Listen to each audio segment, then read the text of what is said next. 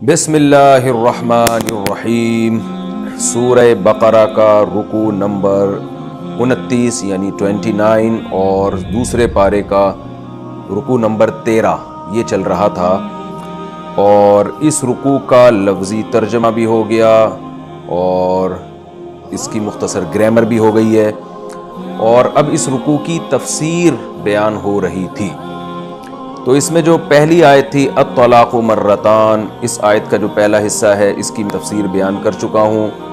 دوسرے نمبر پہ جو ہماری تفسیر چل رہی تھی وہ خلا سے متعلق جو آیتیں ہیں ان کی تفسیر چل رہی تھی کہ اللہ نے فرمایا کہ طلاق دینے کے بعد لا یحل لکم ان تأخذوا مما آتیتموہن شیئا، تمہارے لیے حلال نہیں ہے کہ زوجہ کو جو کچھ تم نے دیا ہے اس میں سے کچھ بھی واپس لے لو۔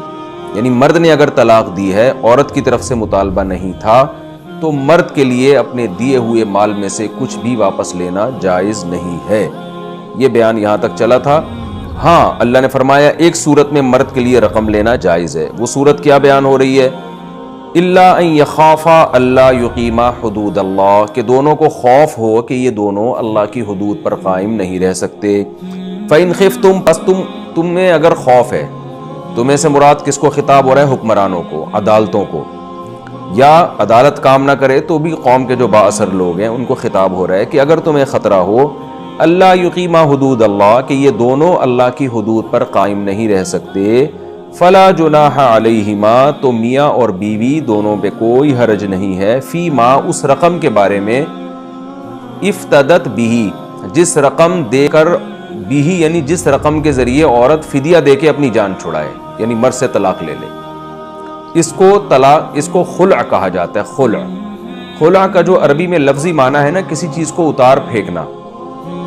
جیسے سورہ طٰہٰ میں، سورہ طٰہٰ کے پہلے رکوع میں آپ پڑھیں گے، اللہ تعالیٰ نے حضرت موسیٰ علیہ السلام کو جب کوہ طور پہ بلایا تو حضرت موسیٰ سے فرمایا فَخْلَعْ نَعْلَيْكَ، اپنے جوتوں کو اتار دیجئے۔ اخلع، خلع یخلع خلعا، اخلع، اپنے جوتوں کو، نعل چپل کو کہتے ہیں، اپنے دونوں چپلوں کو اتار دیں۔ انکا بالوادی المقدس طویٰ، اس لیے کہ آپ ایک مقدس وادی میں ہیں جس کا نام طویٰ ہے، جہاں سے اللہ تعالیٰ ہم کلام ہوئے تھے۔ تو خلع کا معنی کسی چیز کو اتار پھینکنا۔ تو عورت گویا نکاح کی جو قید ہے نا، وہ نکاح کے جو اس میں بندھن میں تھی، وہ اتار پھینکتی ہے اور اپنے شوہر سے مطالبہ کرتی ہے کہ مجھے اس نکاح کے بندھن سے نکال دو۔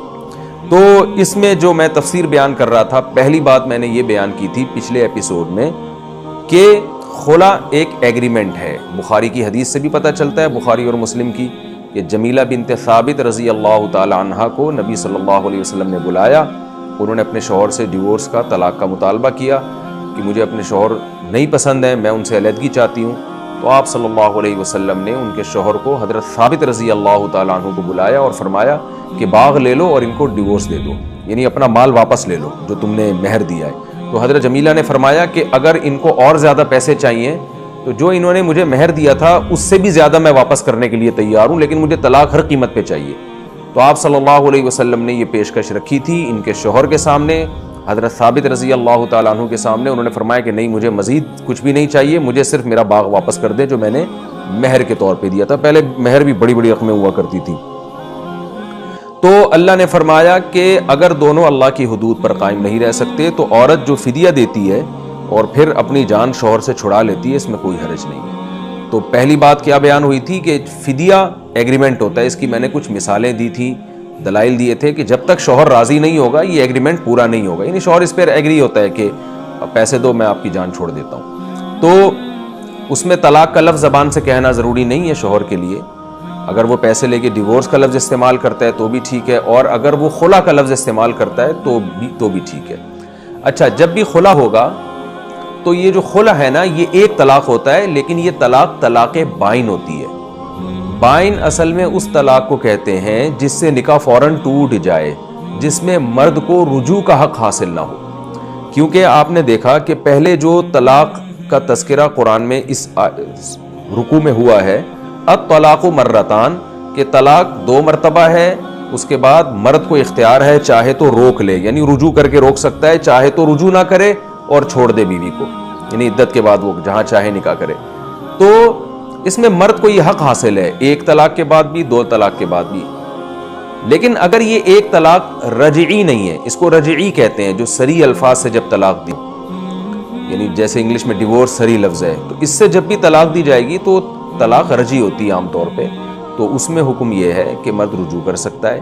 لیکن اگر یہ طلاق خلا کے ذریعے ہوئی ہے، یعنی مال کے ذریعے ہوئی ہے، تو پھر یہ ایک طلاق ہوگی مگر مرد کو رجوع کا حق نہیں ہوگا، اس لیے کہ اس کنڈیشن میں بھی مرد کو اگر رجوع کا حق دیا جائے تو پھر فائدہ نہیں ہے نا، مرد کے پاس پیسے بھی آ گئے اور عورت کی جان بھی نہیں چھوٹے گی پھر تو اس لیے شریعت نے جو پیسوں کے عوض میں طلاق ہوتی ہے جس کو خلا کہا جاتا ہے، اس کو ایک طلاق تو مانا ہے، مگر یہ ایک طلاق طلاق بائن کہلاتی ہے۔ بائن وہ طلاق ہے جو رجعی نہ ہو، یعنی جس میں رجوع کا حق حاصل نہ ہو۔ طلاق کی نا ٹوٹل 3 قسمیں ہوتی ہیں، ایک طلاق رجعی، ایک طلاق بائن اور ایک طلاق مغلظہ۔ مغلظہ کا مطلب غلیظ، سخت طلاق۔ تو طلاق رجعی وہ ہوتی ہے کہ صریح لفظوں میں آپ نے 1 یا 2 طلاقیں دیں، اس میں مرد کو رجوع کا حق حاصل ہے، اس کو طلاق رجعی کہتے ہیں۔ بائن یہ ہوتی ہے کہ آپ نے 1 یا 2 طلاقیں دیں لیکن ان الفاظ سے دی ہیں کہ اس میں آپ کو رجوع کا حق حاصل نہیں ہے۔ خوب اچھی طرح یہ مسئلہ سمجھ لیں، ان الفاظ سے دیے کہ رجوع کا آپ کو حق حاصل نہیں ہے۔ وہ الفاظ کیا ہیں؟ کنایہ کے الفاظ۔ جیسے کوئی بیوی سے کہتا ہے تم مجھ پر حرام ہو، تو یہ کنایہ کے الفاظ ہیں، اگرچہ آج کل یہ صریح بن چکے ہیں، یعنی آج کل عرف میں جب بیوی کو کوئی یہ کہتا ہے نا کہ تم مجھ پر حرام ہو تو اس سے طلاق ہی مراد ہوتی ہے، اس میں نیت کی اب ضرورت نہیں ہے۔ لیکن حرام کے لفظ میں چونکہ شدت ہے، حرام بہت گاڑا لفظ ہے، تو اس لیے اس سے بھی ایک طلاق ہوتی ہے مگر بائن ہوتی ہے۔ تو اسی طرح کوئی بیوی سے کہہ دیتا ہے کہ میری طرف سے تم فارغ ہو، اور فارغ میں اس کی نیت یہ ہوتی ہے کہ میں نکاح ختم کر رہا ہوں، تو طلاق تو ایک ہی ہوگی مگر وہ بائن ہوگی، کیونکہ فارغ کا مطلب بالکل ہر چیز سے فارغ، مجھے رجوع کا بھی گویا حق حاصل نہیں ہے گویا۔ تو یہ الفاظ آپ نے ایسے استعمال کیے ہیں جس سے مکمل فارغ ہو جائے گی وہ، یعنی ایک طلاق ہوگی مگر وہ بائن طلاق ہوگی، اس سے نکاح ختم ہو جائے گا۔ اور طلاق کی تیسری قسم ہے طلاق مغلظہ۔ مغلظہ کا مطلب شدید، سخت طلاق۔ وہ 3 طلاقوں کو کہتے ہیں کہ کیا مطلب؟ ایک طلاق اگر بائن تھی یا 2 طلاقیں تھیں تو اس میں نکاح تو ختم ہو جاتا ہے، لیکن میاں بیوی جب چاہیں دوبارہ نکاح کر سکتے ہیں۔